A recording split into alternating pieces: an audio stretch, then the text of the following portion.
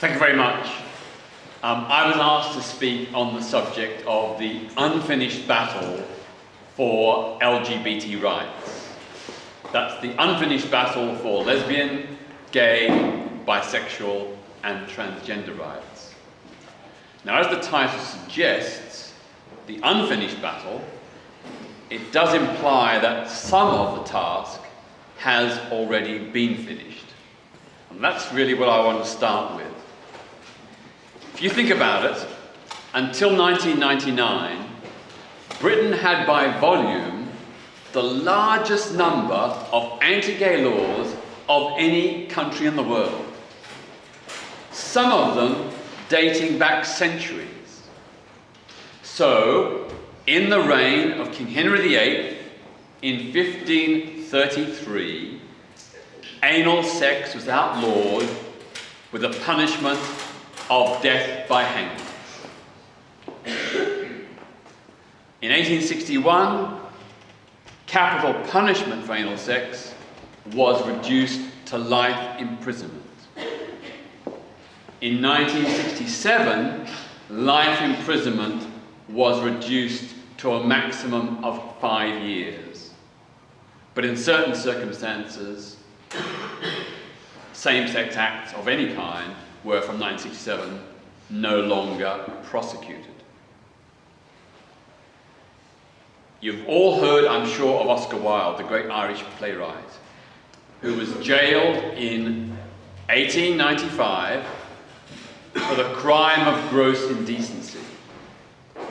Gross indecency sounds terrible, but it's simply any kind of sexual act between men other than anal sex.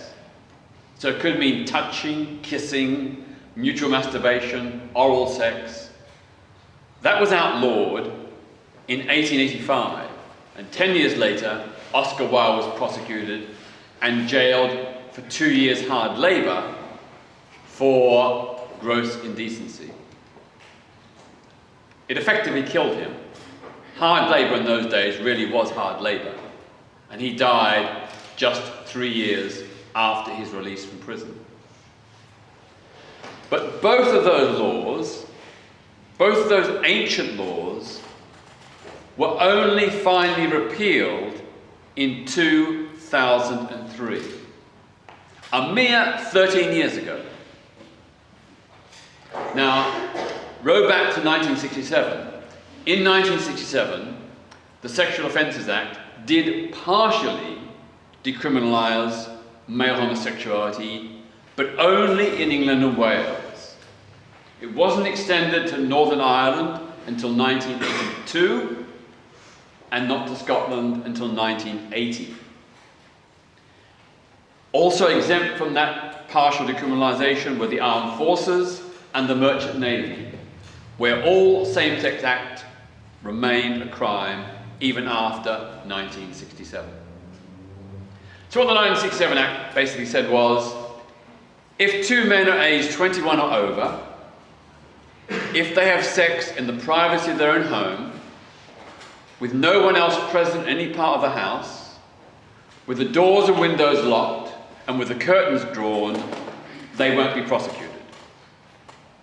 But all other sexual acts will remain crimes. And indeed, the laws, the ancient laws, as I said, remained on the statute books until 2003 under the heading of, quote, unnatural offences. What an absurd title for a piece of legislation. There have been 450 major studies of animal species, and homosexuality has been found in every single one of them. From lions and giraffes to eagles and whales. Homosexuality is a natural spectrum of human nature, and indeed all animal species. When it comes to human beings, every society that's ever been studied in history, whether it be Western, African, Middle Eastern, Latin American, every single society has had homosexuality within it. And of course, in some more liberal eras, homosexuality was accepted, or at least tolerated. So if you look at ancient Greece, same-sex love was venerated. In Tudor England, in Meiji Japan, in Confucian China, homosexuality was part of the fabric of those societies and cultures. So the prohibitions and the declaration that homosexuality is unnatural are completely and totally absurd. It is part of the spectrum of animal sexuality in all animal species, including our own.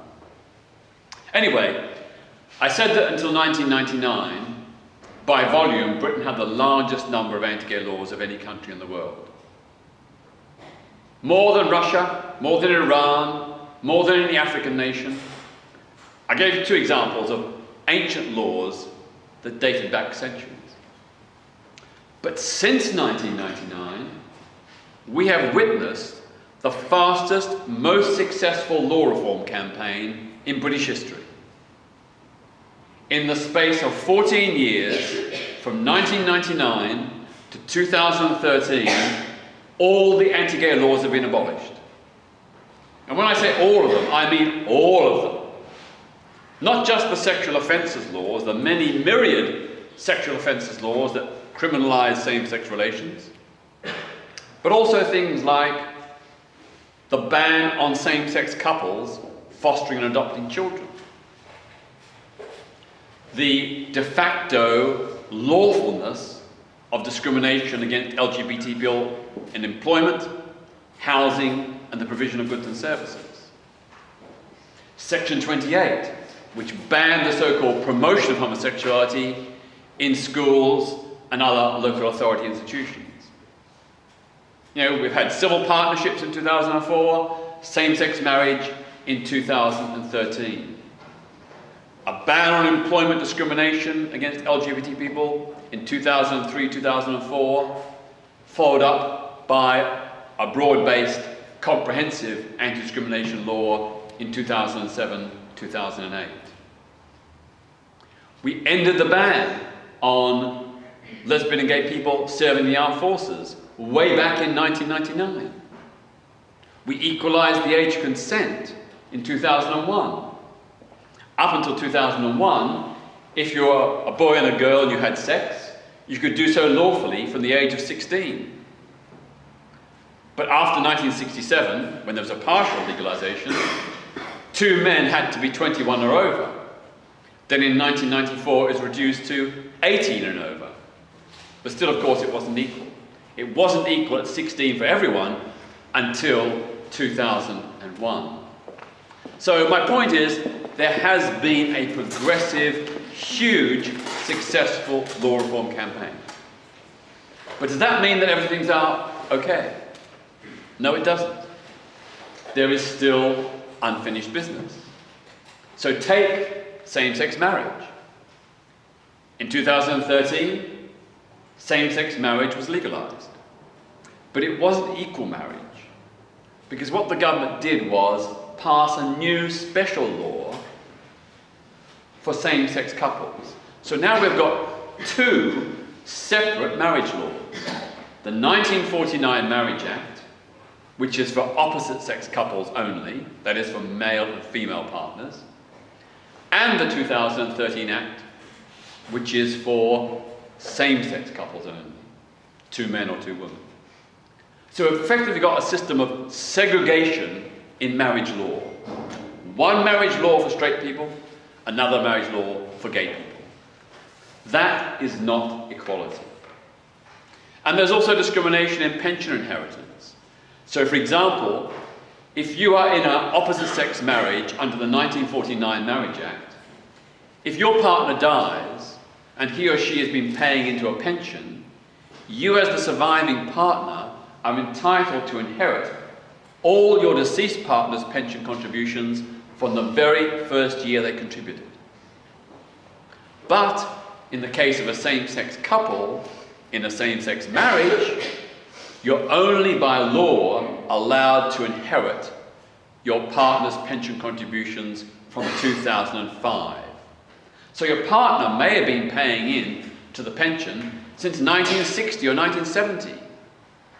But you won't be able to get all those contributions because the law says, by law, you can only inherit pension contributions from 2005 if you're in a same-sex marriage. So there is clearly discrimination based on sexual orientation. And that surely is not right in a democratic society where we're all supposed to be equal before the law. There's also the issue of trans people. In 2004, the Gender Recognition Act allowed trans people to legally change their gender. So if a person was designated as a female at birth and transitioned to become a male, they were legally entitled to apply to be legally recognised in legal documents as a male. That was a really important, major achievement. But that process has got so many obstacles, so many restrictions, so many qualifications, hoops and hurdles that trans people have to go through. So, although progressive in its time, that 2004 Gender Recognition Act does need to be amended to make it easier for trans people to get recognition in their new gender. Another issue we still have to face is the level of bullying in our schools. I don't know about this school, but on an average school, 90% of LGBT pupils say that they have faced bullying, which may range from name-calling and teasing to threats, menaces, and actual physical violence. 90%. Yet even today, only half of all schools have an anti-bullying program that specifically addresses homophobic, biphobic, and transphobic bullying. So it's no wonder that among young LGBT kids, there are higher rates of anxiety, depression, self-harm, and even attempted suicide. Because schools and parents so often do not affirm and validate the reality of those young people's sexuality and gender identity. In the wider society, we still have a major problem with homophobic, biphobic, and transphobic hate crime. The surveys show that 1/3 of all LGBT people in Britain, that's over 1 million people, have been victims of hate crimes because of their sexuality or their gender identity. Some of you may recall the case a few years ago of an elderly gay man, Ian Bainham, who was kicked to death by a youth gang in Trafalgar Square, in the heart of central London. Kicked to death because he was gay. You know, just as racism and other hate crimes are wrong, so are crimes against LGBT people. In sex and relationship education in schools, well, first of all, it's not mandatory in any school, and in hardly any schools do they actually address LGBT issues. Yet about 10% of pupils in these schools will be LGBT. And straight kids need to know about LGBT people and relationships. If you want to have an understanding and acceptance of people who are different, you need to learn about what life is like for them.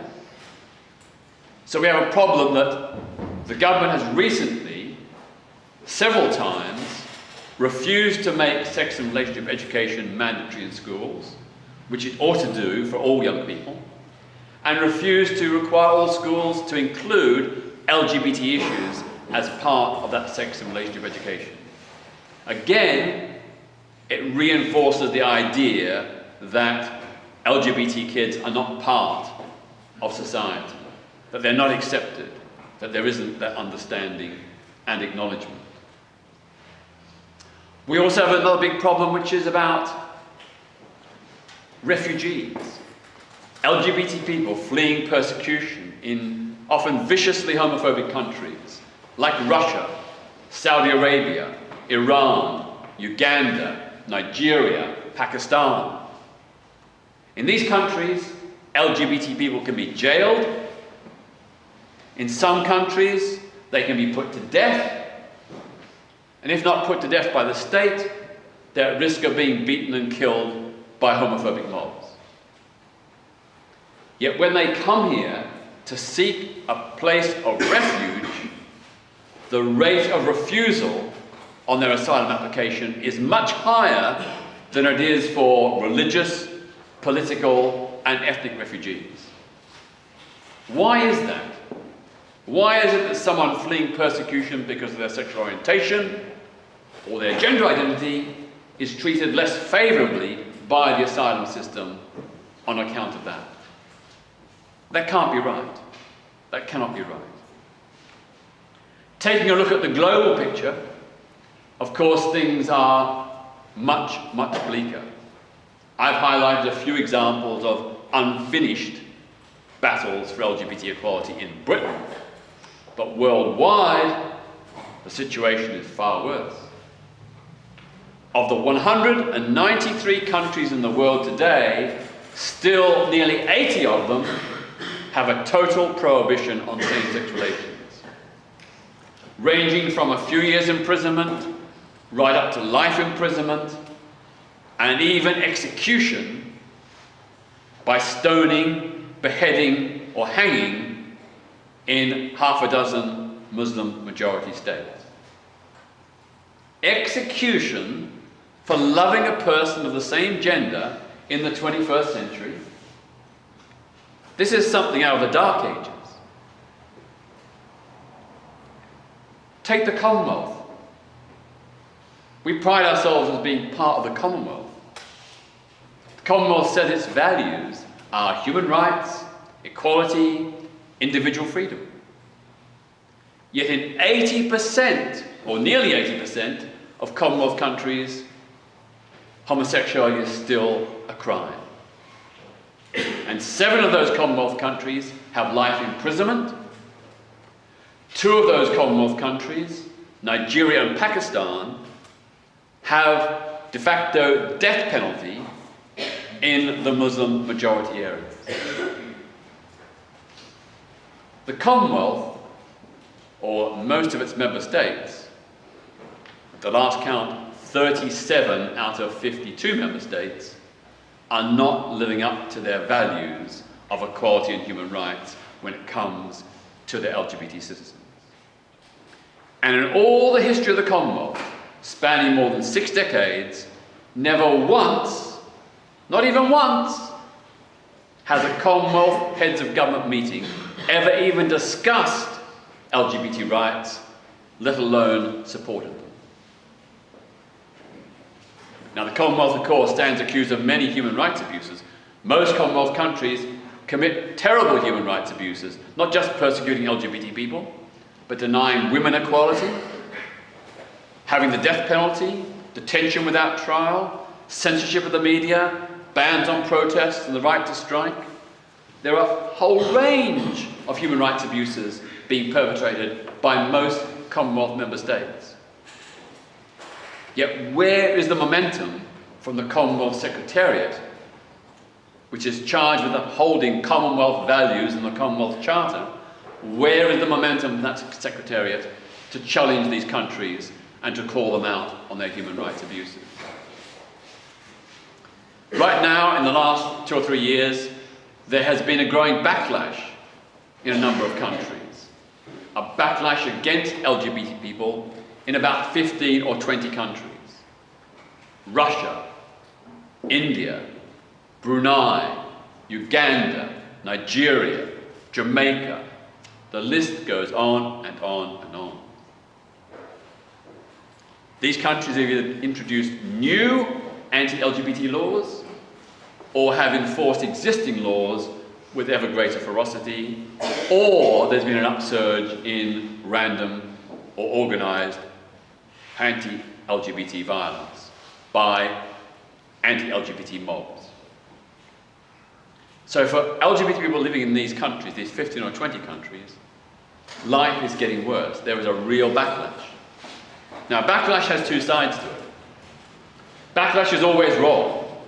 If you're a victim of backlash, like LGBT people are suffering in these countries, it's pretty ghastly and scary. But it's also perhaps positive. There is backlash precisely because LGBT people are becoming more visible and more assertive about demanding their freedom. So you could look at backlash in the positive way that it shows that LGBT people are organising and making demands which those in power don't like. It's sad that it has to happen, but it is part of the process of every social movement for social change. If you look back to the Black Civil Rights Movement in the United States in the 1950s and 60s, that movement resulted in backlash by white racists who didn't want black people to have equal rights. So the level of mob violence and lynchings of black people actually increased during the Civil Rights Movement. But ultimately, like most backlashes, eventually it is defeated. And so it will be in these countries today that are ramping up their persecution of LGBT people. In Uganda, despite the incredible homophobia there, what's really inspiring is the way in which LGBT organisations and other civil society organisations are working together to challenge anti-LGBT prejudice and discrimination. And the LGBT community is also standing with those other civil society organisations to defend the rights of women, to defend the rights of trade unions, to defend the rights of students and others who are victims of the state. So the Constitutional Convention in Uganda, which includes the LGBT community organisations, is a very important, significant community force to challenge all different forms of discrimination. The other thing I'd say is that, as well as the backlash, there's also been progress. So in recent years, homosexuality has been decriminalised in countries like Mozambique, the Seychelles, the West African island state of Sao Tome and Principe, the Pacific island states of Nauru and Palau, northern Cyprus, and Belize in Central America. So there may be backlash, but there's also progress as well. Same-sex marriage is being pushed for in unlikely countries, in the tiny Himalayan kingdom of Nepal, in Vietnam, Laos and Cambodia, in countries in Central America, in countries in parts of Asia. There is a rising global trend towards LGBT equality despite the backlash we're seeing. So, backlash is not a one-way thing. Backlash is also producing a demand, an ever greater demand, for equality as well. What I found really encouraging was that just a couple of years ago, the African Commission on Human Rights, which is part of the African Union, issued a declaration against anti-LGBT discrimination and violence. That was quite extraordinary because the vast majority of African countries not only have anti-gay laws, but very harshly persecute their LGBT citizens. Just a few days ago in Cameroon, 12 men were arrested on charges of homosexuality for possessing condoms. Possessing condoms gets you charged with homosexuality in Cameroon. The same thing is happening all across large parts of Africa. But to its great credit, the African Commission on Human Rights said no, discrimination and violence against LGBT people is wrong. We've also had heroic figures like Archbishop Desmond Tutu, who was one of the leaders of the anti-apartheid movement in South Africa, who's spoken out against homophobia. He said that homophobia is analogous to racism. It's a form of unacceptable prejudice and discrimination which has nothing to do with the liberation of African people. He has called out fellow Africans who persecute their LGBT citizens. He has championed the cause of LGBT African people. In Uganda, Bishop Christopher Sanyonjo, formerly part of the Anglican Communion in Uganda, has also spoken out for LGBT rights. But what happened to him? He was excommunicated from the church. They took away his pension. He now lives in semi-poverty. But he says he doesn't have a single word of regret because he did the right thing. He said, homophobia is incompatible with Christian values. Discrimination is not a Christian value. And that's real courage from a person who lost his job, his home, and his pension for standing up for LGBT rights. So, in conclusion, we've made great gains in Britain. There's still more to be done. We are making great gains around the world. There's still more to be done. But one thing I am sure of, queer freedom is an unstoppable global trend. Thank you.